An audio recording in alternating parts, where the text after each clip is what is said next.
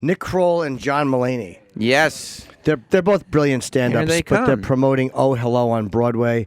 It's now through January the 15th at the Lyceum Theater. It's on West 45th Street. Yes. ohhellobroadway.com if you want tickets. These shows do sell out. I got to see it on Broadway. It seemed like just a major... It just felt like an accomplishment to see this show get put on Broadway, because you could tell it was something that Nick and John really wanted to put on and to put all this time. And it must have been hard to get made, and the fact that it was shown on Broadway and everything, and people were laughing in the audience and enjoying it was cool to see. Welcome, guys. What's up, guys? Hi, guys. How you doing? We're good. We were in the room when you were saying all those nice things. Yeah. Yes. It got uncomfortable by minute 45. It was like, wow, I should just ask them how they did it. We sat down. We had so Jim slowly. Norton on the show off Broadway. That's how we did it. That's how we got the That's run. right. That's true. At the Cherry Lane. Yeah. That's amazing. It was a fun show to do. Is it? I was thinking about that. The fact that one of the segments in the play has a different interview guest, and I feel like if I was putting on a play, I wouldn't want the extra stress of also having to book a guest for every night. You know what I mean? Yeah, it's probably pretty similar to what you guys do. You just deal with you do your show, and then you have this element of guests and people coming in. You sort of host them, and you sort of just move on and keep doing the show. Yeah. Do you like it because it keeps it fresh? Like as stand-ups, Yeah. it's kind of hard to. I mean, we do the same thing every night, but it's kind of harder to go off book if you're in a script. We have a good amount of improvising just in the rest of the play, but the interview does make it fresh, and also helps like place the show in time. You know, because like you're doing the same thing every night, and then you're doing the same thing twice on Saturday, twice on Sunday, and there is a weird thing where you're like in the middle of the play, and I'll think like, what day is it? Where are we? Like, how many times have we done this? Like, you just done it a million times. Right. You just It's lose sort track of everything. You can at least go like, that was the night Seth Rogen came. That was the Yeah. night Stephen Colbert came. Right. And right. and John and also John's getting very good at dropping the names of the people who've done the show so far. You know what? That's not funny. You know what? That's not funny to accuse me of being obnoxious. Okay. When I'm trying to publicize the Okay. show. Okay. Let's just do it. Let's talk about other stuff. All right, then. let's do our personas that were like each other. Do you worry though with the guests, like that people have you done any shows where people are disappointed because you'll say like, yeah, Seth Rogen was here and Alan Alda was here, and then somebody comes on who's a star but they're not Alan Alda. Yeah, I think people have an expectation sometimes. If you introduce someone and they're like, no, that's not the most famous person in the world. I know. I experienced that walking out on stage. I've seen those blank, uncomfortable stares. It was just like it was amazing. Like I went to an SNL a few weeks ago, and Emily Blunt and Bruno Mars were there. Yeah. And like while that's happening, the thing comes up on the screen that says next week Lady Gaga and Tom Hanks, and the audience audibly went, Yeah. because they were like they're more famous than the people that we're But seeing. it can happen that way. I think. I mean, the truth is, like, we've had guests who are. I mean, you have very famous people, and then they're not actually fun, and very quickly the audience forgets who they're. You know, once you get past like, ladies and gentlemen, John Mulaney, and Right. people are bummed People out are about bummed that. out about that. Then you once you're there up on stage and you But just once start they talking. realize I'm not going to do time, they're relieved. They're relieved. They're very you know, comfortable. 'cause it's forced. Um, Like Robin Bird, perfect example. Yeah. Not every person in the theater knew who Robin Bird was, even though she is. Jim, a do you know who legend. Robin Bird is? I know the name, but I don't know what she does.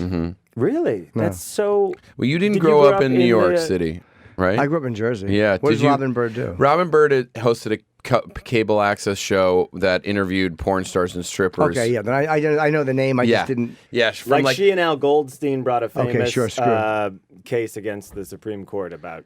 not nudity. against the Supreme Court. No, they went against the the Supreme Supreme Court. It was Yes. Bird Goldstein v. Supreme Court. Yes, it drove Thurgood Marshall into retirement. Exactly. They wanted to take over as just two justices in the Supreme Court. But For nobody, Screw people magazine. didn't exactly know who she was, and then, or some people did. The people who grew up, like, you know, I used to like come into New York City and like go to my friend's house and watch Robin Bird and like see her interview like strippers and porn stars. It was amazing. People didn't quite know who she was, but then once you get into the interview, then it's just super fun and interesting talking to this woman who's been and done and seen everything and everyone. We also bring people up from the audience sometimes as our guests, and I swear those are the best interviews. They are, right? Because they're not people who are used to being interviewed or talking. Yes. It's like, they yeah. have nothing to protect. like and a wild everybody's discovering this person together. So like John picked a guy out of the crowd last week, and we brought him up. He's a guy with a mustache, and he gets on stage, and we're like, originally this was right before the election. He's from Ohio, From Defiance, Ohio. but it was then realized that he lives in New York, and he's a cop in New York, a cop who works in like community relations, and it was just a super interesting guy to talk to a He's cop. NYPD community outreach to bridge the gap between people and cops. So it was like our characters. It was like he had to he deals with guys like us all day long, Yeah. Right. complaining about like the Gestapo tactics, but then also freaked out as Also like a being black a person. squeegee guy came to it. Yeah, exactly. So they all end up fun as long as we have details, as long as the person's willing to talk to us. you know? Right. How'd right. you get Alan Alda? He seems like he's hard to get to do things. He's older, Yeah, we've been after him for years. We've been Yeah. trying to get him for Kroll show. We've been trying to get him for a lot of stuff. And then I honestly think it was Louis' show. Yeah. We had connections through to Horace and Pete. through Horace and Pete and a guy named Dave Becky. And so I think get we him just worked it through that, and then he had heard And also enough about the it. word Broadway helped. Yeah, sure. As opposed to like, do you want to meet two Muppets? It's like, do you want to do? Yeah, I guess it's different than trying to get him to do your podcast, right? Cat Now Ranch. we've got some momentum. In the beginning, though, it was like, it's called Oh Hello on Broadway. We want you to do a segment called Too Much Tuna. By the way, my name's John. He's Nick. We don't play John and Nick. We play old men. You'll get served tuna fish. Do you want to do this? Yeah. And Yeah. a lot of people were just sort of I don't know what you're confused. talking about right now. It took like, you show, you get a little press about people doing it, and it helps. Who were you the most nervous to have on? There must have been somebody who, like, one of you really looked up to. Marcia Clark. Marcia Clark, the OJ Yeah. She did it? prosecutor. Yeah, she's While in you was LA. there, She was on our That's LA amazing. version. Yeah. Oh, sorry, David Byrne, too. Yeah, we had David Byrne from the Talking Heads and much more this past weekend, which was I rad. blew his intro really badly Yeah. because I was so nervous. Yeah. What'd you do? I was like, he's an acclaimed composer. I started. He was with, like an he's a acclaimed film composer. He's complained. He's complained, and I went like acclaimed. He's the founder of the It's Talking so Heads, great. David Byrne. Well, that Yeah. probably So worked for funny. the character you're doing. It's playing an old man. It's not like you're playing a I know that is the advantage. However, a little Anytime, broke through where you're like, this young man is panicking. Fucking panicking. yeah. So why Marcia Clark? Why were you nervous? She seems like she'd be fairly easy to talk to. She was really easy to talk to. I was actually most nervous when I had to call her and explain the bit to her. Yeah. I'm obsessed with the OJ trial, and yet I didn't know what to say. And I'm like, do you say I'm a big fan? Right. Like, I don't know what. I admire your lack of ability to get it done. But I admire her ability. So I was like, hey. Yeah. I started spinning. Nick has a photo of me talking to her on the Yeah, phone. it's really funny. I went, So hi, nervous. I believe you already. That was that thing like when like high school students give a speech and they use too many words. Like, Yeah. we are already at the point where we are trying to talk to you. It was just like, it was spinning out of control. Yeah. She was the sweetest though. And she was nice. She was She was awesome. really cool. She was awesome. And we talked to her about like Cochran and like this was before the show. The show had come out, but the documentary hadn't come out. People, the FX show was airing at that time. But not the 30 for 30. Yeah. Yeah. No. But it was really cool. And I mean, Alan Alda was pretty nerve-wracking. That was our first show. David Byrne. It's a lot of the folks who are also like I saw F. Murray Abraham, who you would know from like Homeland now, and Scarface Yeah. and Salieri and Mozart. And I saw him on the street. He's referenced in our show.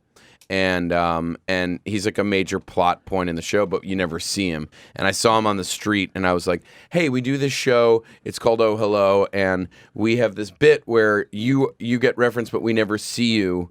Would you like to do it?" And he was like, "But I don't understand. What do you want me to do?" And I was like, "Well, we don't see you on the show, but we'd like you to do it." And he's like, "So in a way, I'm already doing my job." Yeah. And you're like, "All You right." say I'm going to come out, and then I don't come out. So I'm already doing it. But it's really fun, specifically the people who don't have a ton of reference point for who we are or what we do. But at the same time, it's also like Birbiglia did the show the other night, and John and Mike and I have known each other for however long we've all known each other, like almost 20 years. So at that point, you then have like 3 old friends on stage. Right, so right. Yeah. Oh, we had Ray Kelly on the off-Broadway version. Former police Yeah, commissioner. sure. Ray Yeah. Kelly. And it's one of those things where I was nervous about offending him with language, you know? Really? But he's like the former police commissioner. Right, he probably used a little bit of language. He's also seen everything. He's Yeah. seen like heads Yeah. blown open, so he's not like offended. Are you a true crime like fanatic, or is it just the OJ trial? You do like a true crime. I like a true crime. Is that why Yeah. you want to Ray? That's a good point, man. Maybe that's why you want Ray Kelly. Well, Ray Kelly, we just wanted as like quintessential New Yorker. Had been a beat cop on the Upper West Side, so he'd Yeah. been dealing with shitheads like our characters his whole career. But it's honestly for us, it's just the idea of someone who does something. We had a chef on, Alex Guarnaschelli. Yeah, Guarnaschelli, yeah. Who's on like Chopped and Iron Chef. It's just fun to talk Head to chef people at Butter. at other who have other kinds of gigs besides just comedians and actors. Absolutely. Who are you not able to get that you've been trying to get? There's got to be one guy that you really want, but it's just too busy. The Rock? The Rock would we be have fun. we have a standing offer to Steely Dan. Yes, we've been Which after would make sense for Steely the Dan, show. Donald Fagen, and Walter Becker are referenced a ton in our show. So all you fans of the Dan out there, Yeah. get on social media, Yeah. because you know that There's a change.org petition to get Steely Dan on Oh Hello on Broadway. guys really want Take to them. the streets. yeah. Do you worry when you're on stage that because there's so many references, like there's a lot of the show that I feel like the humor relates directly to a Broadway crowd. Yes. Because like there's inside Broadway jokes. Yes. There's also a bunch of inside Steely Dan jokes. Yes. Yep. Like, do you worry you're going to be in front of a crowd that is not on the inside of that stuff? We've yet to meet a crowd that's completely in the pocket with the Steely Dan stuff. Yeah. But that's good. It's- People respect that you know something about something. People respect specifics. Yes. They like And they're that. like, Even these if they two don't get guys it. care about Steely Dan, even though I don't know, like, I haven't read the liner notes to Gaucho. Yes. Are you guys really huge Steely Dan fans? That wasn't Yeah. I'm a fan of Steely Dan. I think John's a massive fan. Yeah, I of Steely see Dan. them every year at the Beacon. So is that what you do? I You couldn't just- go this year because of this stupid Broadway show. You just sit at home like listening to Steely Dan and watching old Yeah, tapes of maybe- the OJ trial? Yes. What if I? Yeah, I what if like that. happened? I like a guy with What hobbies. if that happened a lot? I think that's good. It's genuinely true. What about the OJ trial fascinates you? Oh, I just remember it's so visceral from growing up, and I don't know. My family debated OJ for like all throughout the trial. Literally, it was all the Mulaney's versus OJ. Yeah, we had a civil suit against him for taking up a lot of our time. Yeah. I remember my mom would watch me suck at basketball, and she'd be sitting in the stands with a Walkman on, listening to the trial on AM radio. Really? Yeah. So when they would debate, it would say your dad thought he was not guilty? No. Everyone thought he was guilty. Yeah. It was whether my parents are lawyers, and they were like, Judge Ito should be clearing the court. You would never allow that. Oh, My I dad see. had worked for a judge named Judge Weinfeld, and you always go, Weinfeld would never stand for this. Now, are they the kind? What are they both criminal attorneys or civil or? And my mom's a law professor at Northwestern University, and my dad is a corporate attorney. But they both went to law school and like to talk about everything. Yeah. And also, it's just, I don't know. It's just the most. I mean, why did we all watch that 30 for 30? It's the most. Trust me, I only There's ask you so because many I'm layers. completely fascinated and Yeah. I obsessed with the also OJ like case as well. L.A. in the 90s. I like Yeah. footage of L.A. in Yeah. the 90s. Is that No, okay it's to like say? yeah, that's great to say. LA footage of the '90s and Those like big, everyone. stupid restaurants. Yeah, those like Mezzaluna, like Yeah. those restaurants and like where it was like people were like Westwood is the coolest neighborhood to hang out in. Yeah. A lot of big shoulder pads. Floral ties. So what did they think of? Did they think Marsha Clark did a good job, or did they think she didn't? Chris Darden, they must have been like, Oh, they weren't like Monday morning quarterbacks about all that stuff. I'm trying to remember. It was mainly about Ito. They didn't like him. They were like, that is not how you run a courtroom. Right. Well, historically, And he it came wasn't. down. Yeah, he's not a great judge. No. well, it's hard when the He whole looked world is really watching. bad. It's the one of the most watched.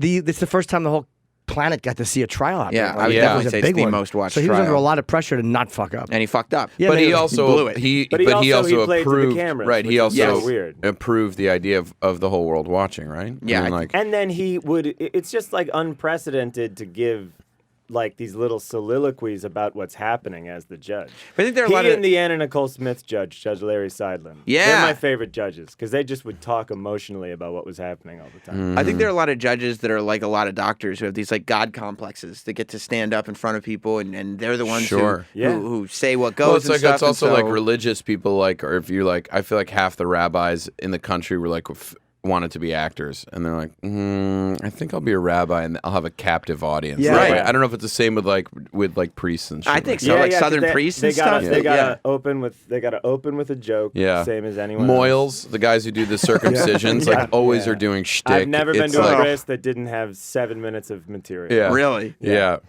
Yeah. Gross. Yeah, Why but would I you went to want one that? bris. I can't go back. It was so uncomfortable. Noam's son, it freaked me out. I wasn't used to hearing a baby cry like that. Like it Yeah. was just really uncomfortable. That's my ringtone.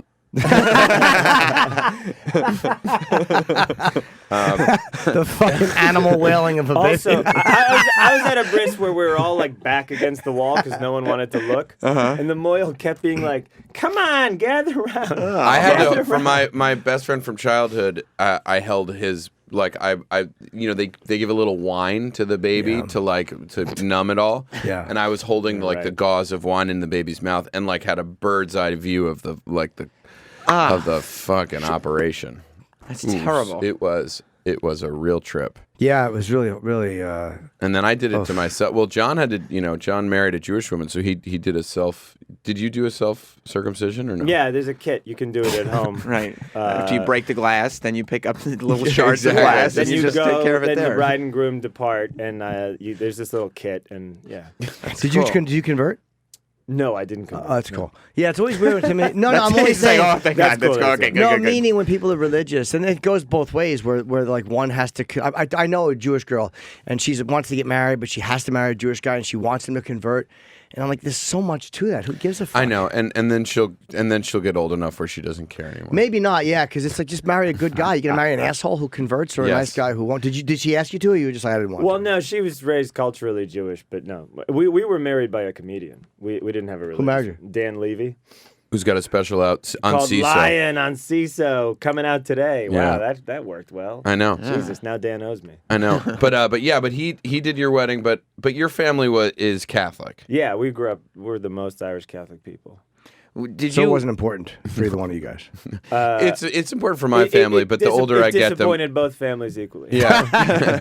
And for me, I think at this point, my parents are just like the idea that I would marry someone would be exciting for them. Do they want you? Do Whoever they it bug is. you? They've given it's up like on Joe Pesci's mom and In Goodfellas. Goodfellas. Yeah. I'm with him. I get a woman every night, Mom. Yeah. And everyone comes over and she cooks John late meals. Why don't you find a nice girl? Yeah. But yeah, no, I think they would just be psyched if I got married. But I don't have as much pressure. There's four. I'm the youngest of 4 kids, and all my siblings have 4 kids. So there's 12 of them. So Have you come close? Nah, not really. Yeah, I mean, You? No, man, never engaged, never lived with a woman. Like I've dated long term, a few years, but it's never been like, oh, this is. The one. Yeah, But you there don't have like a philosophical aversion to it. You just kind of haven't. Yeah. I kind of want a relationship at this point. I'm not pushing. Yeah, but you for don't it. think you'd ever get married? I'm not saying that I may.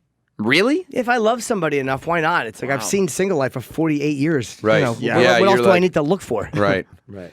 Well, and you and Sam? I mean, nothing. No, not at all. I mean, we jerk off on a cracker once in a while, and the kid over here gets.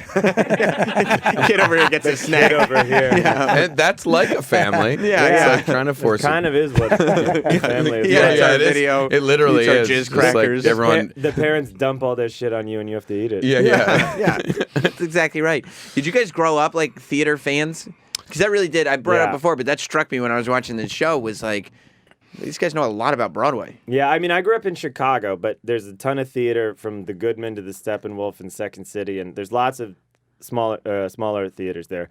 Also, everything from Broadway either will preview there or tour there pretty quickly. And I was a theater usher at the big theaters where Broadway shows would come. Oh wow. Yeah. And I did some plays. I liked plays all right. I mean, honestly, it's a weird thing because it's both, as we say, like a love letter to theater, but also like a stalker's note written in lipstick on a mirror. It's like there's a lot of the things about plays is stuff that we can't stand about plays. Yeah. And that's, I think, what I think helps audiences because, like, if you're not a theater fan, if you go, you're like, oh, I've seen that. That's one of the things I fucking hate in a play. Yeah. What do you hate in a play?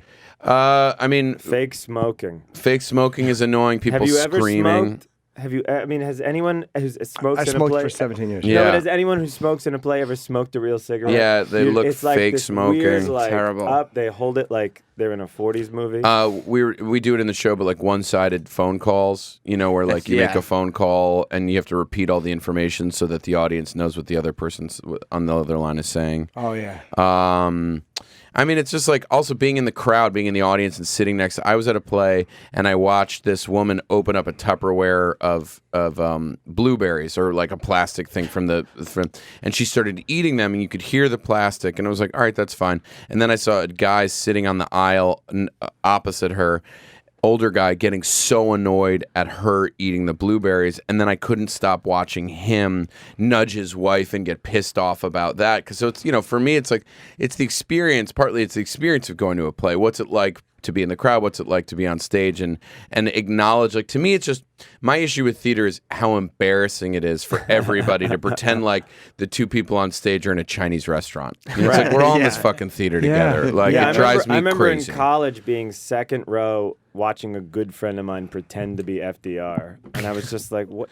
You're not FDR." at every play, we just saw the front page, which is a great play, but it's set in the 1928, and it starts with this big newsroom full of old timey guys, and I just wanted to just walk out on stage in a hoodie and be like, "Hey, everyone, knock it off." Yeah, I was telling him before. I like some plays I see, but I don't love the idea of a live play. And you don't like musicals too. Yeah, no, I don't. But I don't like. There's something about it. Maybe that's what it is. It's like we all know what's going on here. I even felt that way about sketch when I moved to the city and was doing like improv and sketch and stand up. Like I had to stop doing sketch because I couldn't stand the idea of being on stage and not being able to acknowledge the audience, or if a bit didn't work, not being able to like. So we actually started doing these characters off 10 years ago at Rafifi in the East Village, and it was partly so that we could acknowledge that we were in a fucking room with people and be like, hey, that joke worked, that didn't work. Yeah, we would host it. We weren't doing like little pieces. It just made me uncomfortable. Well, that's the best part of stand-up is acknowledging it feels alive. Like if something flops, you just talk about it. Yes. If someone makes a noise, you mention it. It's really hard to not mention what's happening. A guy was falling asleep during the show a couple nights ago, and I just started throwing Swedish fish at him until he woke up. And he didn't wake up. He did not. I mean, the guy was... I was whipping him at him, and the whole crowd was laughing, and we were all like, "Wake up!" And he would not wake up. Isn't it nice was to he know? dead? I was just saying, a great story. He was dead. I know, he was dead. Yeah. But he was like a young... That's the thing. It wasn't like an older gentleman. It was like a young guy in like a hoodie. And John correctly and we can reference and we start to get that into the show. I said he looked like Vincent Van Gogh if he did devil sticks. Yeah. Like he had like a little red beard and he looked like a bum, and I threw Swedish fish at him. And then we figured he was on methadone. He really had that methadone. More of a nod off than a comfortable But he was sleep. also in the second row, and like that's not an inexpensive ticket. The whole picture made no sense to me. When you're Nick, I guess specifically, when you're so used to like writing characters that are quick, you know what I mean, for like Kroll show. Sure. Is it difficult to then go forward and be like, we're gonna write this 90-minute show? Yes and no. I mean, in this particular case, I think the reason we we were interested in doing these guys in a broader format is because we've, accumulated like 10 years of bits on them. It's like almost like an old vaudeville act. Like you have a bag of bits that you can pull out. And so we have that. And then also it's just, they're such specific men that all we need to do is take the time to focus on like their backstory, figure out where they were from. And it started to write itself and expand itself out pretty quickly just because there was already a ton of information on them. I don't know if all of the characters would have worked like this. That makes sense that you could actually do it long form. And do you guys now at this point, will you just show up at the theater like right before? I would imagine that because... No, my wife, Anna, is our makeup artist and of course, wig supervisor. We do we each do like 40 minutes of makeup. Yeah. It's a good amount of makeup to make us look like and this. we get there, we get there and we're still changing jokes and we're still messing around, so we sit there and just talk over what we want to do that night. Yeah, it's kind of the most fun version of, for me at least, of like what you always hoped show business would be, which is like you go to your theater, and in this case it's like we've got each other to sort of go through and talk about bits that we want to change and tweak, and then all of a sudden you have this guest come in and they join you and you you have this sort of unique to the night experience, and then maybe you go have a drink or a restaurant afterwards. It just feels like you're like, oh, like back when you thought about like what show business was. Yeah. It's kind of that. All day you have free, and then you go do it at night. You Yeah. know? And then it's like it's like having, all told, over 10 years, we have like 3 hours of jokes that we can interchange. Right. And you also get to share the stage, which is so fun because there's Yeah. times when you can just stop talking. Yeah. That's a bummer with stand-up is you're just like, fuck, I don't feel it tonight. Or I'm like, and you don't have anyone to be like, can you just handle the next 5 minutes? Yeah, it's very difficult sometimes when you don't want to do it and you're like, oh man, I got 45 to go. Yeah. Fuck me. Yeah. Yeah, I can't stop talking. Yeah. Yeah. Do you enjoy making each other break? Yes. Because yes. I Yes. just noticing that. Did you ever see on Carol Burnett when Harvey? Harvey Korman and Tim Conway? Have you ever seen? Well, No, that's walk our me through it. fear. Walk That us is through our that is sort of our fear is that like, in comedy. I think comedians and folks are like, oh, look at them, look at them break, how fucking. But John genuinely makes me laugh every night. We're and not fake breaking. I'm doing things to disrupt the show to make him laugh. yes, Right. and the audiences do enjoy. And then the audience makes me laugh. Yes. Because we were about to say our final lines of the show, which are, sort of like in a spotlight, very emotional, all quiet music playing. And this woman just went, Yeah. so loud. And I laughed so fucking Yeah. hard. It's true. Isn't it That's nice great. to have the freedom to laugh if it fucks up? That's so Yeah. great as Yeah. opposed Yeah. to doing a dramatic piece. It's crazy. We set the tone early in the show that this is not a professional effort. And you all need to get used to it. Well, you can all go see it. If you go to ohhellobroadway.com, you get tickets. It's at the Lyceum Theater, which is on 45th Street, and it's only playing through January 15th. And it's legitimately funny. I saw it It at really Cherry is Lane funny. when I did it. It's a really great show. Thanks, Jim. No, Yeah. it's great, man. And you can get rush tickets if you go to the theater On day of. day of. Yes. Less expensive. So go get tickets.